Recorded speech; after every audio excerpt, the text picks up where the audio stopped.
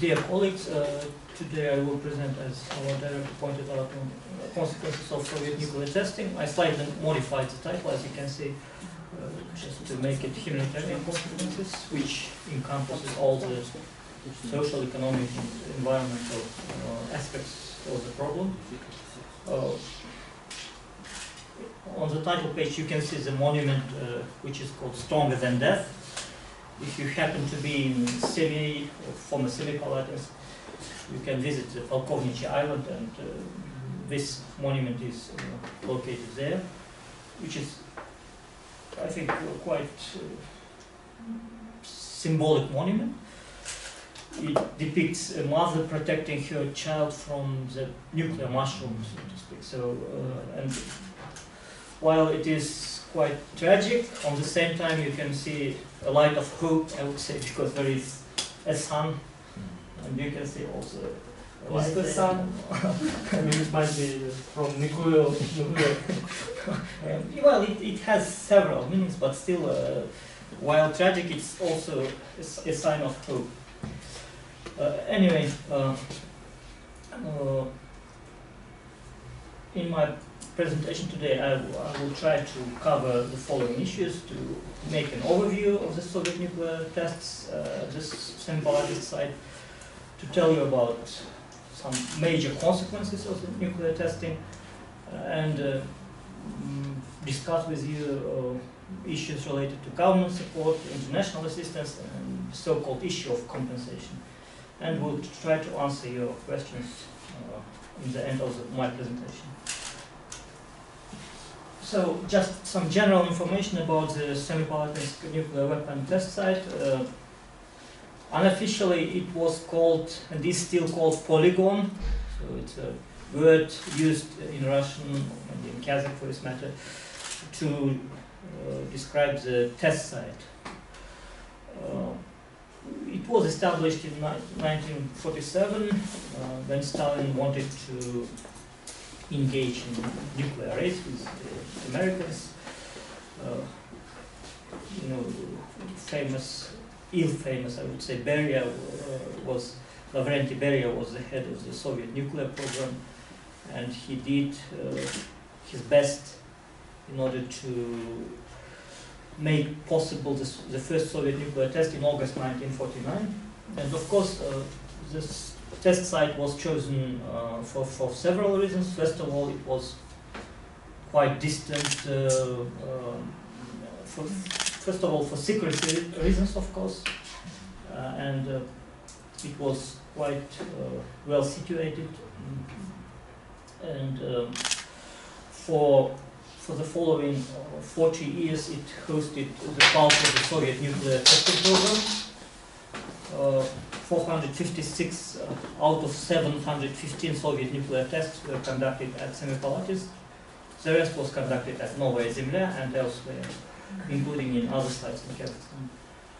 Well, the area of the nuclear test site was, as you see, more than 18,000 square kilometers, which is roughly the size of Slovenia, for example, or twice the size of Cyprus. So it's quite significant area, but it's just the area of the test site itself. But if you look at the area that was exposed to radiation, of course you will see that it's significantly larger. So here is a map of the polygon of the test site. It's in Russian, but it depicts some major sites like Opытное поле, Balapan, Degelen, and so on. The major sites which were the sites of the nuclear tests. So you see this Kurchatov, the former secret town, which is about 120 kilometers from Semey to the southwest. So it's close to the border of the former Semipalatinsk and Pavlodar oblasts. And it is named after one of the fathers of the Soviet nuclear bomb. Kurchatov is the last name of one of the famous Soviet physicists. And just a brief history how the site got closed.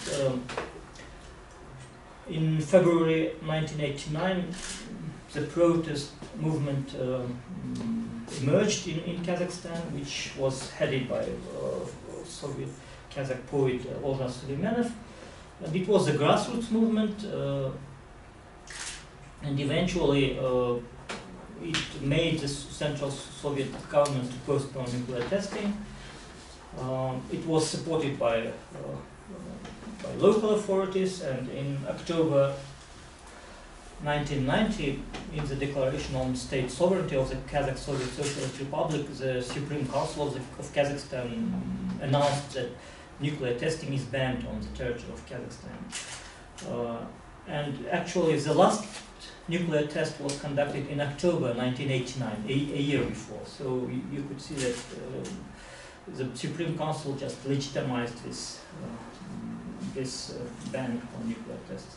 And officially, the test site was closed a year later, in August 1991, when President Nazarbayev closed the Semipalatinsk nuclear test site, signing a decree. And you can see the decree on the corner of the slide.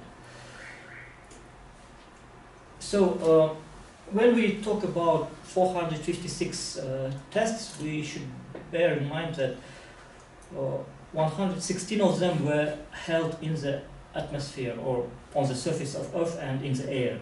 So the major harm to the population and to the environment came from those 116 tests. They were conducted before 1963.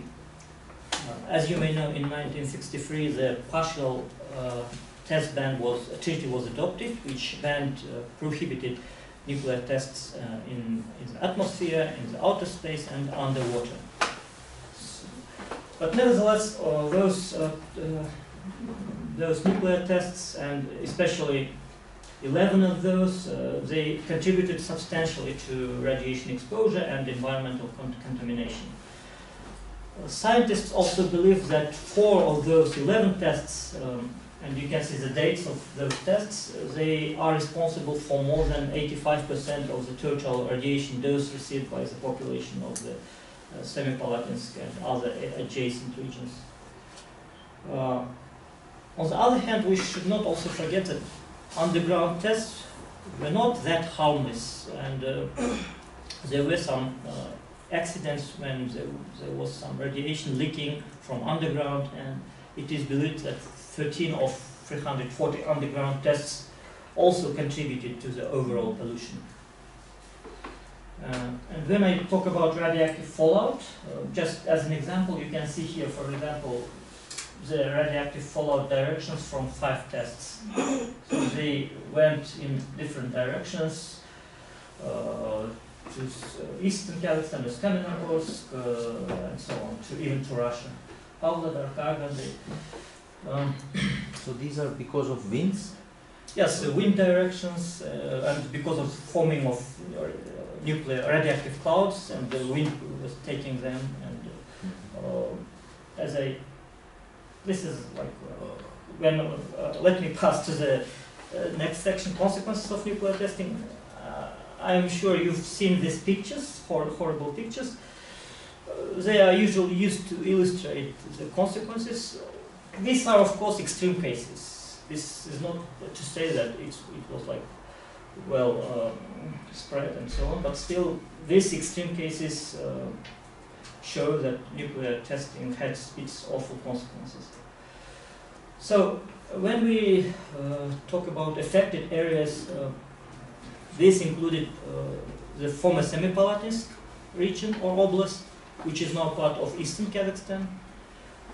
So eastern Kazakhstan, Karaganda, Pavlodar in Kazakhstan, and the Altai region of Russia was also affected. When you hear officials, President Nazarbayev or other officials speaking, they all mention numbers like 1.5 million people, 1.7 million people affected by the nuclear tests. Scientists, there are some disagreements. Some experts say about 500,000 people immediately affected by radiation and so on. So there is no agreement on the number, but it depends on what we look at.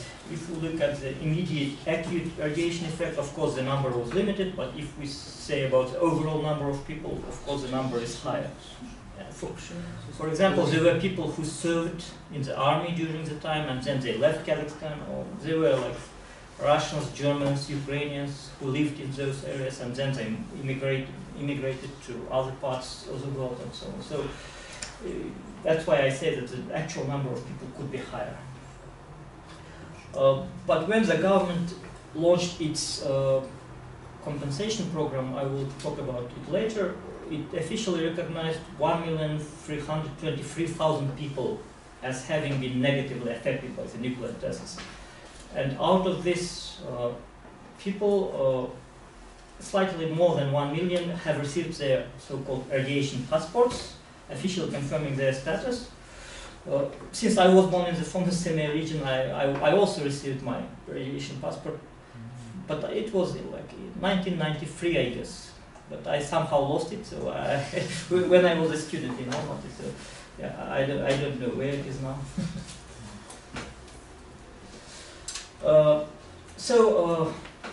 As I said, radioactive fallouts, they strongly contaminated land areas and water sources, rivers, lakes, along their trajectories. So where they were flown by the wind, so these areas were contaminated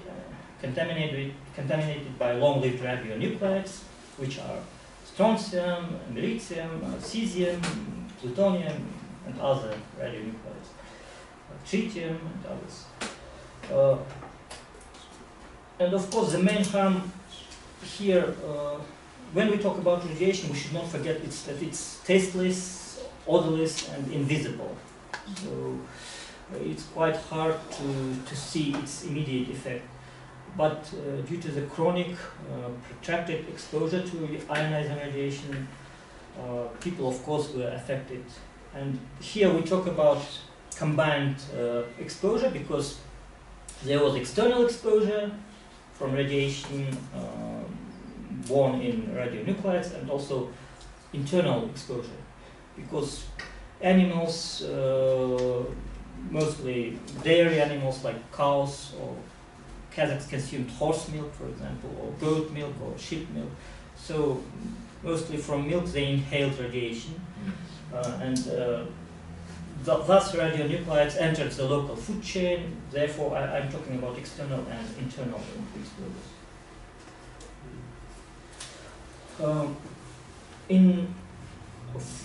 After one of the tests, there was a huge cloud which traveled up to Ust-Kamnagorsk. There was some radiation sickness cases, and after that the Soviet government decided to establish institutions to monitor the health of the population. So in 1987, a secret medical institution called Dispensary Number 4 was established in Semipalatinsk. Officially, it was tasked with treating brucellosis, but in reality, it was following the health of the population living in the affected areas. So there were annual examinations, but people didn't know that they were examined for radiation-related sicknesses and diseases. So they just thought it was the government taking care of their health. So this institution, it collected quite a large-scale archival data on health effects. And now it is called, after the independence, it was transformed into the Kazakh Research Institute for Radiation Medicine and Ecology. And its archives are actually useful now for conducting retrospective studies of nuclear testing impact. There was another institution in Ust-Kamnagorsk, but it was closed because the impact on Ust-Kamnagorsk was weaker than on Semipalatinsk. So if we talk about direct consequences, scientists, they divide it by 3 phases. So immediate effect, when, as I said, the most harm came from the atmospheric tests which were conducted before 1963. So immediate effects were in the late 1940s, in 1950s, and then mid-term effects like 1960s, 1970s, and long-term 1980s, 1990s. So depending on the time, of course, there were different consequences. In the first years of nuclear testing, there was a high infant mortality rate. It was higher than, up to 4 times higher than in other regions of Kazakhstan. One of the notable effects of radiation, the so-called carcinogenic effect, or reasons leading to cancer. Here we saw increased cancer mortality rates in the highly exposed villages compared to the unexposed or less exposed villages, up to 3.5 times. And here the scientists talk about all types of cancer, not just specific types, so including leukemia and brain tumors. All of those studies were conducted based, as I said, on archival cause of death certificates. There were 2 cohorts of people, one living in the exposed, highly exposed villages, one living in the unexposed villages. So they were just comparing data between the 2 cohorts. Another consequence, there was a high incidence of cardiovascular diseases and thyroid disease, in some cases leading to thyroid cancer. Premature aging. For example, people in the exposed settlements, they were more likely to be sick with illnesses which are more, for example, characteristic for elder ages. For example, you could be sick with some disease in your 40s, while this disease is more characteristic for people in their 50s or 60s and so on. So premature aging, lower life expectancy, several years lower than in other regions of the country. And one of the probably most disputable effects is the genetic effects of ionizing radiation. While on the one hand there were observations of increased germline mutation rate in the affected population, so this testified itself in birth defects, chromosome aberrations. But due to the absence of consistent research, some people argue that it's not proven that these genetic effects, they have some long-term consequences. But still, the studies are continuing, so it remains to be seen if these mutations are heritable and will bring harm to future generations. As I said, the quality of the available data suffers because of their incompleteness and insufficiency. We lack reliable information on the level of radiation doses received by the population. And when I visited Kurchatov and Semipalatinsk, I met with some people, scientists studying the problem. We also went to the Kurchatov National Nuclear Center in Kurchatov. And there you could see that scientists are conducting new research, new studies. They are studying, for example, people's teeth, because teeth accumulates some extent with radionuclides. And you can look at the teeth and see when and where they got these hair samples, annual rings of trees, and so on. So from these studies, we see that there is still high concentration of free radicals or radionuclides exceeding permissible levels. And of course, as I said, further long-term epidemiological studies are needed, and probably we need to streamline cause of death registers, because in the pre-independence years, it was done on paper mostly. Some of the archives were lost, so we need to make them digital, to collect all the data, and then make studies not just on the exposed villages but on the entire population where possible. Apart from direct health effects, there were psychological effects, because living in the area affected by nuclear testing, of course, it's a huge stress. You feel this sense of victimization, and some researchers, they say that this feeling of being a victim, it negatively affects your lifestyle, your life quality and health. You tend to blame every problem on nuclear testing. If you are not successful in life, if you don't have a job, if your girlfriend, I don't know, something happens, then you say that's because of the nuclear testing. So this sort of behavior. But there is another extreme when people say that, and there is actually articles on this. Some people, they live in the contaminated areas and they say, well, if we live in other areas, we will not be able to survive. That's a direct quote. We need radiation to survive. Clean air is our death. So, to speak, their perception is that they have become biologically mutated. They are now biological mutants, so to speak. And to prove this, they say, well, you can look at our neighbors or our relatives. They moved to Semi or Uskamergos, and they died after 1 year or 2. So, but we are here and we still exist and so on.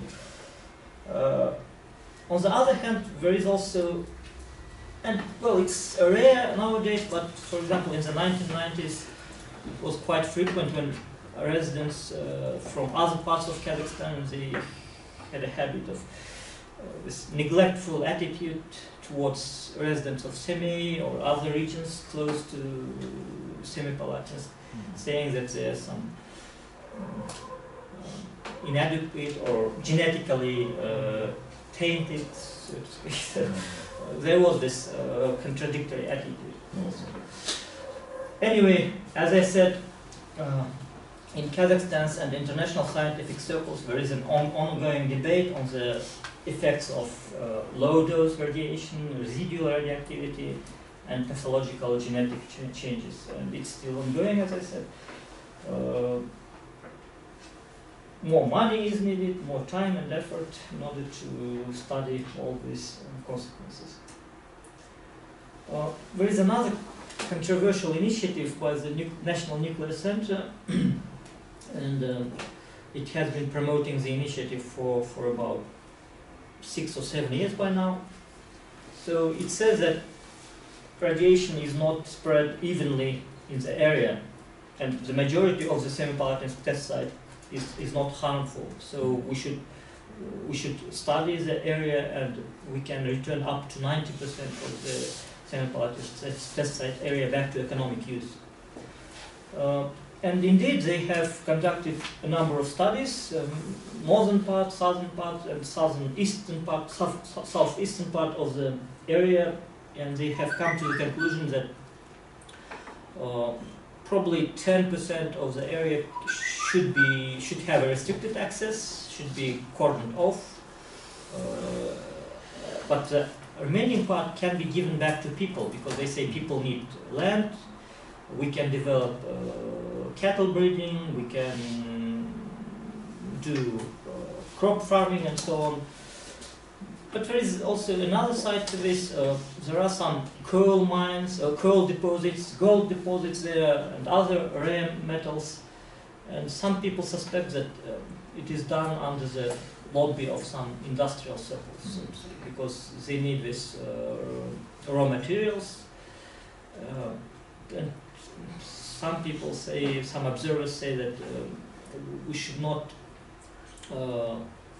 be very careful with this, because we don't know long-term effects of nuclear testing, and there could be a risk of secondary contamination, because when we start for digging or mining, there could be some radionuclides could travel, could be taken by the wind and travel elsewhere, and so there will be some harm, another secondary harm to the environment and human health. On the other hand, there is some common sense in this initiative, because what the scientists say that the borders of the polygon of the test site were determined during the Soviet times. And there are some harmful areas with high radiation outside the polygon borders. So probably we need to reshape the borders to exclude the harmless areas and to include those areas with high radiation. So there is some rationale here. As I said, the government of Kazakhstan identified about 1,300,000 people as those who suffered from nuclear testing. And in 1992, the government adopted a law, and the main criteria for being listed as a person who suffered from nuclear testing was your residence at the time, at least on this territory.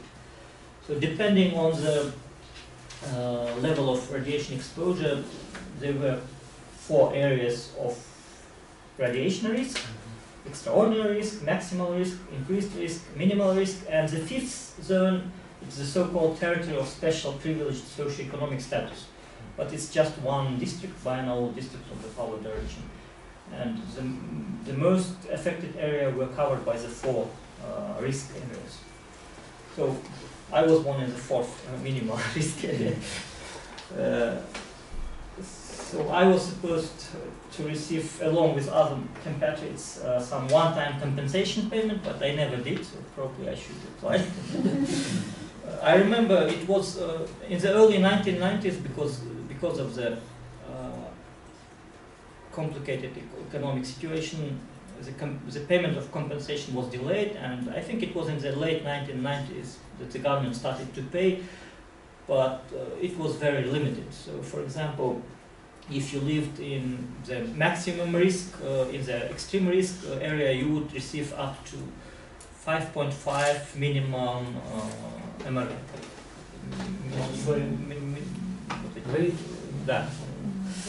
Minimum wage per every year you lived, like from 1949 to 1990. 5.5% plus? 5.5 Times? минимальный расчетный показатель. With living expenses. Minimum wage? It's not wage, it's like minimum calculation index or something like that. Which is 2000 tenge now? More than 2,000. Something like. 2,000 per month? No, it's not months, it's One time? Or? 5.5 for each year you lived. So it was not that high. So 2,000 tenges for how many times in a year? Like, for example, you lived from 1960 to 1990, okay. 30 years, for example, in the extreme risk area. And you would receive like 5.5 units. For example, at the time it was 1,000 tenge, for example. So you would receive like 5,000 for each year. So if you lived 30 years, you would receive 150,000. I see. But it's for the extreme yeah, area. it's not a big deal, yeah. It's a monthly calculation unit, but still it's very low. Very low, yeah, yeah. That's why I said it was very limited. Then people also received supplementary pensions, also very limited, only for 2 areas. Extra payment to salaries, again, limited size. But still they enjoy this additional paid vacation.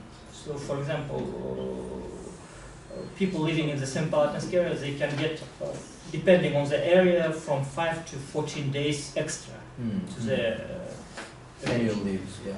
there is also for mothers longer maternity leaves, for children free treatment, and at health centers. But I'm not sure these are still valid because because there are almost no government health centers anymore. So I doubt that children use this opportunity.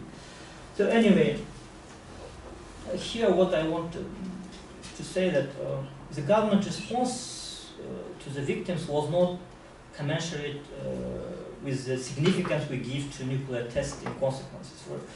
This nuclear testing has become part of our national agenda, right? It has become part of our national discourse. But the government assistance was not that significant. So here we have some contradiction. At the same time, probably it was more useful to to have some targeted assistance, to pay only to those who have suffered, who had some clinical medical condition, cancer and so on. So probably it would be wise to transfer from this blanket scheme to targeted assistance in the future. Yeah. International assistance, from 1997 to 2014, the United Nations General Assembly adopted 8 resolutions, and in those resolutions the United Nations called international donors and interested states to provide assistance to Kazakhstan. But what is interesting here, that 5 resolutions were adopted under the headline support to developing states or something like that. But starting from the 6th resolution, it was adopted by the headline sustainable development. It also meant that Kazakhstan turned from the recipient state to a donor state. So it was partial recognition of Kazakhstan is no longer in dire economic situation, so it may partially finance its own programs, including at Semipalatinsk. So, as you can see, there is a list of countries which participated and the international organizations which participated in assistance programs at Semipalatinsk. So they ranged from education activities to medical assistance. Of course, they were limited in scope, and the bulk of those assistance went to pay the same international experts. There is one caveat to this assistance. If you look at their reports, you can see that some of them, they tend to minimize the scope of the problem. They say, well, currently the risk is not that critical, the level of radiation is adequate, is not that harmful. There is also some experts, for example, from the World Bank or IMF, who say that, well, the government should cut its assistance programs, and therefore some of the programs that were initially considered to be launched, they were actually closed. So not always international expertise was useful in this environment. And the last item in my presentation, the issue of compensation. It is clear that nuclear testing victims, they were unintended consequence of the international political conflict between the socialist camp and the capitalist camp, so to speak. So the victims of Cold War. On the other hand, we may recall the cases of France paying to victims of nuclear testing at French Polynesia, or the United States paying victims of on the Marshall Islands and so on. So, and probably this similar rationale was behind the Declaration of State Sovereignty, which was adopted in October 1990, and you can read from here that the Kazakh Soviet Socialist Republic has the right to compensation for damage caused to the health of the population, the natural environment, and the economy of the Republic by the actions of the Union, means Soviet Union bodies, Union republics, and other states, and so on. So, in the initial years of independence, this issue was quite popular, so that we should request compensation from Russia, because Russia has become a heir of the Soviet Union, successor state. It has inherited the Soviet nuclear weapons, it enjoys the power of nuclear weapons, and Kazakh people suffered from nuclear tests, so probably we need to demand some compensation from Russia. But with the time passing, this issue lost its acuteness, and it's quite understandable, because given the closeness of relations, being the closest ally of Russia, of course, and our leadership didn't want to irritate Russia, probably. So, and there was, of course, some joint programs at the Semipalatinsk test site, securing dangerous radioactive materials, nuclear materials, and we could probably say that indirectly Russia contributed partially to compensate for nuclear testing. So I doubt that in the future we could see the revival of this issue. I don't see how Kazakhstan could demand Russia to pay for nuclear testing. So anyway, in conclusion, if you happen to travel to the Semipalatinsk area, you would see that thousands of people, they lack good economic options, they still live in very impoverished areas, and given current very complicated economic situation in Kazakhstan, rising prices, devaluating tenge, lost economic opportunities, unemployment, those people, they are left to deal with their own problems on their own. So probably we need more, as I said, government efforts, targeted government efforts, and the involvement of international community, of course, in rehabilitation programs, so that this region could overcome its current economic, social, and environmental problems. And probably one of the steps could be the restoration of the semi-region, I don't know, probably, or to give some special status to Semipalatinsk, to Semi, so that it could get more attention from the central government. It remains to be seen how this problem will be addressed in the future. Mm-hmm. So with that I will close. We'll be happy to answer your questions. Thank you.